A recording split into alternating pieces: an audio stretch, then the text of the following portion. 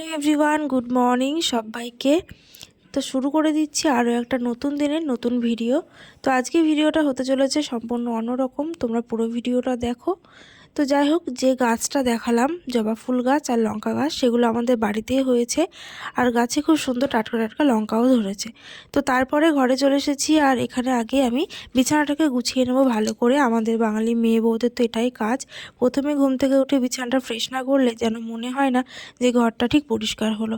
তো আমিও সেটাই করে নিচ্ছি। আর কিছুদিন আগে তোমরা দেখেছো আমি বাপের বাড়ি থেকে শ্বশুরবাড়িতে এসেছিলাম, আর আজকে আবার শ্বশুরবাড়ি থেকে বাপের বাড়িতে ফিরে যাওয়ার পালা। তো সেই কারণে বেশ কিছুদিন ঘরে থাকবো না, কিছুদিন মানে বেশ কয়েক মাস। তো সেই কারণে সব কিছু একটু ভালো করে ঢেকে ঢুকে রেখে যাচ্ছি। আর যেহেতু আমার হাজব্যান্ডও রোজ বাড়িতে থাকে না, প্রায় দিনই বলে থাকি যে আমার হাজব্যান্ড ডিউটিতে থাকে বা কিছু, কোনোদিনও ভালো মতন ক্লিয়ারলি বলিনি, তো আজকে বলে দিচ্ছি।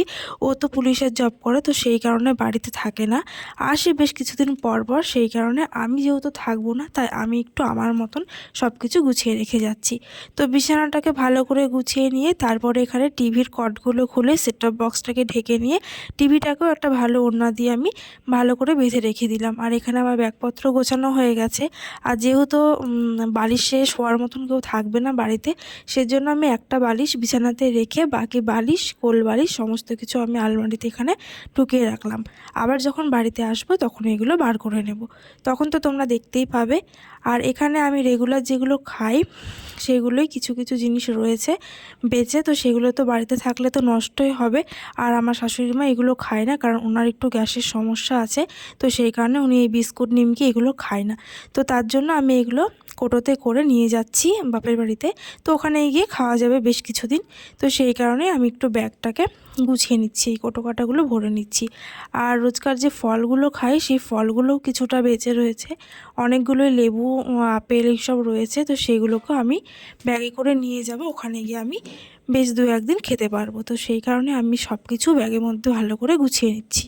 তো মোটামুটি সব কিছু গুছানো হয়ে গেছে। আর আল্লাতে দেখো, তোমাদের দাদা ভাইয়ের জামা কাপড় ছাড়া বাকি সব কিছুই আমি ভালো করে ঢুকিয়ে রেখে দিয়েছি আলমারিতে।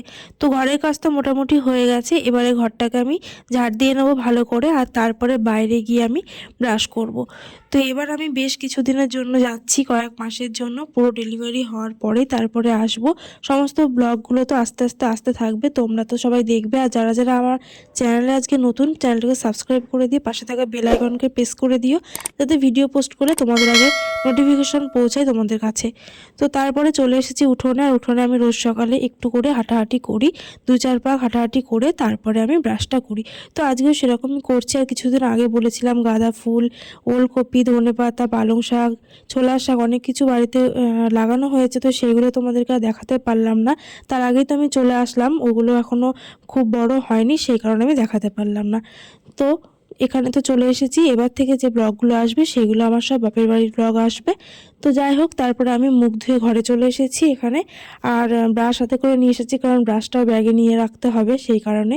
তো তারপরে সকালবেলা শাশুড়ি মা রুটি তরকারি করেছিল, সেগুলো খেয়ে নিয়ে এখানে ওষুধ নিয়ে চলে এসেছি, ওষুধ খেতে হবে।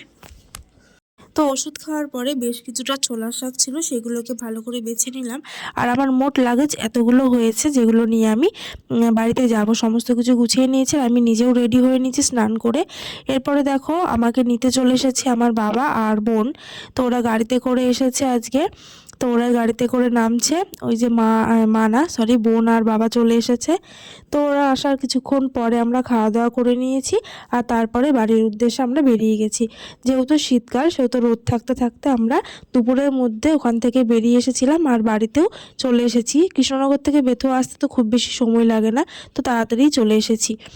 তো এই দেখো, খাওয়া দাওয়া করে তারপরে সবাই মিলে গাড়িতে উঠে পড়েছি।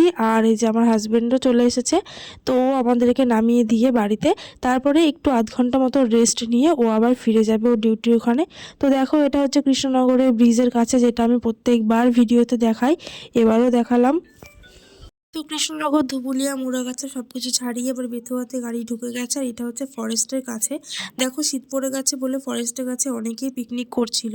তো এবার চলে এসেছি আমাদের বাড়ির গলিতে একদম। আর এখানে আসতেই গাড়ি থেমে গেল, কারণ পুরো বাড়ি পর্যন্ত তো গাড়ি যায় না, একটু আগে নামিয়ে দেয়। নামিয়ে দেয় বলতে, আমাদের গলিটা একটু সরু, তো গাড়িটা পুরোটা ঢুকবে না সেই কারণে। তো তারপরে ব্যাগপত্র যা যা ছিল সেগুলো তো সব নামিয়ে নিলাম। আর মাও গেছিলো আমাদেরকে একটু নিয়ে আসতে এগিয়ে, তো সেই কারণে আমরা তিনজনে মিলে তারপরে চলে আসলাম, এই যে ঘরে এসে সমস্ত ব্যাগপত্র নামিয়ে নিচ্ছি আর মা ঘরটর খুলে দিল। তো তারপরে তো খাওয়া দাওয়া করে একটু রেস্ট নিয়েছিলাম। আর এই যে তোমাদের দাদাভাই ফিরে গেল, ও ডিউটির কাছে যাবে আগেই বলেছিলাম। তো তারপরে বোন একটু মুড়ি মাখালো, আর মুড়ি মাখাটা খুব ভালো হয়েছিল। সবাই মিলে সন্ধ্যাবেলা বসে বসে মুড়ি মাখা খেলাম। আর বোনও ফিরে যাবে, ও আমাকে নিতে আসবে বলে আজকে বাড়িতে এসেছিল, মানে বাপের বাড়ি ও এসেছিল। তো তারপরে ও রেডি হয়ে গেল সন্ধ্যাবেলা, আর এই যে ও চলে যাচ্ছে, মা বাবা একটু ওকে এগিয়ে দিয়ে আসছে। আর আজকে ভিডিওটা কেমন লাগলো তোমরা সবাই কমেন্টে জানিও।